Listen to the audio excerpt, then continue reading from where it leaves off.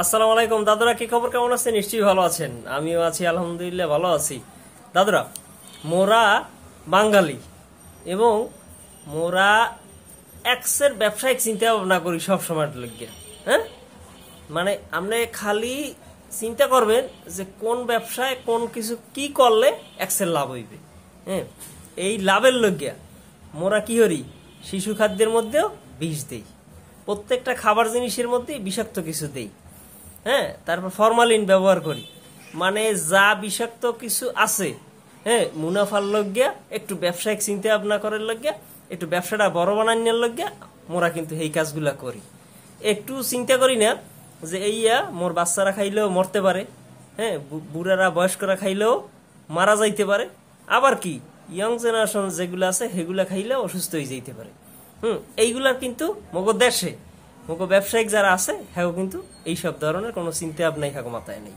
হ্যাঁ চিন্তা ভাবনা আছে বাঙালি একটা দেশ, বাংলাদেশ একটা দেশ, বাঙালি একটা জাতি। এই জাতিরে যেভাবে হোক দমাইয়া দাবাইয়া, ঠিক আছে, বিভিন্ন কি বিষাক্ত খাবার খাওয়াইয়া, ভেজাল খাবার খাওয়াইয়া কিভাবে মোরা বড়লোক হইতে পারি। মগো দেশে প্রত্যেকটা ব্যবসায়িক প্রচুর ধরনের আইটেম আছে। মানে খাবার আইটেম হোক, ব্যবহারের আইটেম হোক, যে ধরনের মানে যত ধরনের আইটেম আছে মানে আছে।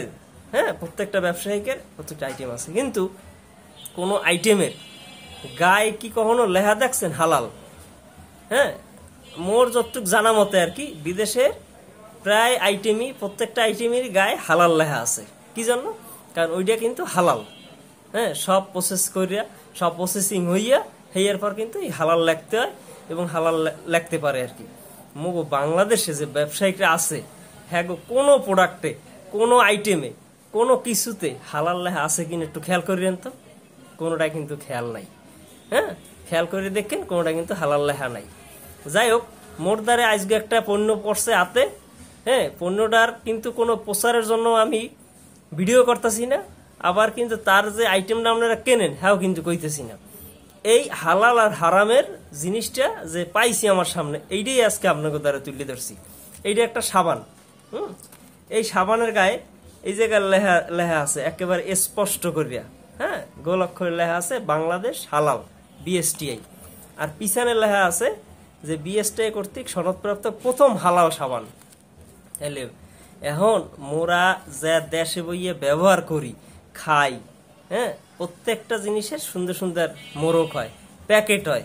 হ্যাঁ, প্যাকেটের গায়ে এত সুন্দর সুন্দর করিয়া হ্যাঁ বিভিন্ন কিসিমের মানুষজন দিয়া মডেল বানাইয়া, ছবি বানাইয়া হেয়ার পর আমরা হেয়ে সারি বাজারজাত করি। কিন্তু কোনো জায়গায় কোনায়, আগায়, পিছায়, মাথায়, হ্যাঁ নিচে কোনো জায়গায় কিন্তু কি এই হালাল লেখা থাকে না।